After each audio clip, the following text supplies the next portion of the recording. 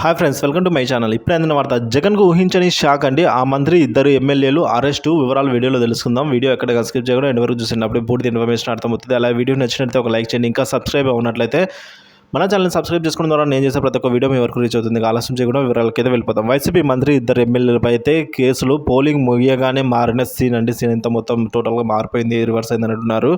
So ఏపీలో సార్వత్రిక ఎన్నికల పోలింగ్ ముగిసింది. కానీ పోలింగ్ సందర్భంగా చోటు చేసుకున్న పరిణామాలు హింసాత్మకమైన ఈసీ పనితీరుపై విమర్శలకు తావిచ్చాయండి. దీంతో ఈసీ కొరడా జులిపించడం మొదలుపెట్టింది. నిన్న మధ్యాహ్నం నుంచి మాచర్లతో పాటుగా తెనాలి, తాడిపత్రిలో ఘటనలపై స్పందించి హింస కారణమైన నేతలను హౌస్ అరెస్టు చేయాలని అయితే ఆదేశాలు ఇచ్చిన ఈసీ ఇవాళ పోలీసులతో మరికొద్దరిపై కేసులు నమోదు చేయిస్తోందండి. ఇక డోన్లో మన డోన్లో చూసుకున్నట్లయితే మరోసారి పోటీ చేస్తున్న వైసీపీ మంత్రి బుగ్గన రాజేంద్రనాథ్ పై అయితే పోలీసులు స్థానికంగా ఎస్సీ ఎస్టీ అట్రాసిటీ కేసులు నమోదు చేశారు.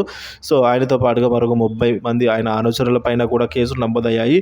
డోన్లో మనం గనక ఇండిపెండెంట్గా పోటీ చేస్తున్న పిఎన్ బాబు కారుపై దాడికి పాల్పడి కులం పేరుతో దూషించారని అందిన ఫిర్యాదు మేరకు అయితే పోలీసులు అట్రాసిటీ కేసు కింద అయితే నమోదు చేశారు. అలాగే వైఎస్ఆర్ జిల్లా మైదుకూరులో కనుక చూసుకున్నట్లయితే ఎమ్మెల్యే శెట్టిపల్లి రఘురామిరెడ్డి గారు పైన కూడా పోలీసులు అట్రాసిటీ కేసు నమోదు చేశారు. నిన్న పోలింగ్ సందర్భంగా చాపాడు మండలంలో అయితే ఇద్దరు టీడీపీ ఏజెంట్లపై వైసీపీ కార్యకర్తలు దాడి చేశారు. ఈ దాడిలో గాయపడిన టీడీపీ ఏజెంట్లు ప్రస్తుతం ప్రాణాపాయ స్థితిలో చికిత్స పొందుతున్నారండి. దీంతో ఈ ఘటన కారకుడైన ఎమ్మెల్యే రఘురామిరెడ్డి పైన కూడా అయితే కేసు నమోదు కావడం అయితే జరిగింది. ఈసీ అయితే ఈ విధంగా కొరడా జులిపిస్తూనే చెప్పుకోవాలి. ఎన్నికల ముగిసిన తర్వాత అంటే అప్పటి వరకు అటుగా ఉన్నది ఇప్పుడు ఈసీ. ఇప్పుడు అటు తెనాలిలో మనం కనుక చూసుకున్నట్లయితే పోలింగ్ కేంద్రంలో ఓటరుపై మూకుమ్మడి దాడి ఘటనలో అయితే సిట్టింగ్ ఎమ్మెల్యే అన్నాబత్తుని శివకుమార్తో పాటుగా ఆయన అనుచరులపై కూడా పోలీసులు అయితే పెద్దగా కేసులు అయితే నమోదు చేశారు. నిన్న 13వ తేదీ పోలింగ్లో క్యూలో పాటించకుండా వారైతే బూతులకి డైరెక్ట్గా ఓటు వేసి వచ్చిన ఎమ్మెల్యే శివకుమార్ను ప్రశ్నించారన్న కారణంతో గొట్టుముక్కల సుధాకర్ అనే వ్యక్తి ఎమ్మెల్యేపై చెంప మీద కొట్టిన విషయం వాడికి తెలిసిందండి. సో ఆయన తిరిగి కూడా వెంటనే ప్రతిస్పందనతో అని పెరిగాడు, తిరిగి కొట్టడం జరిగింది.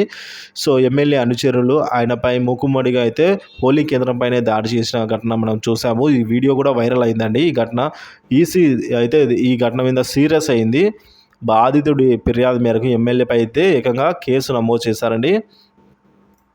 సో ఈ విధంగా పలు చోట్ల హింసాత్మకమైన ఘటనలు అప్పటికి జరిగినా కూడా ఈసీ అప్పటికి ఉన్నప్పటికీ కూడా తర్వాత రోజు అంటే ఎన్నికలు అయిపోయి మరుసటి రోజు నుంచి అయితే 14వ తేదీ నుంచి ఈ విధంగా కొరడా జులిపిస్తుంది అయితే చెప్పుకోవాలి. సో ఈసీ ఏది వదిలిపెట్టదు ఎవరిని కూడా, అన్ని కూడా పరిగణలోకి తీసుకొని 1-2 సార్లు ప్రతి ఒక్క సీసీ క్యామ్ అన్ని రికార్డ్ అయిన వాటిని పరిశీలించి అయితే ఈసీ విధంగా ముందుకు వెళ్తుంది. సో దీనిపై మీ అభిప్రాయాన్ని కామెంట్ చేయండి. వీడియో నచ్చితే లైక్ చేయండి, షేర్ చేయండి. ఇలాంటి వీడియోస్ మన ఛానల్ సబ్స్క్రైబ్ చేసుకుని thank you for watching this video.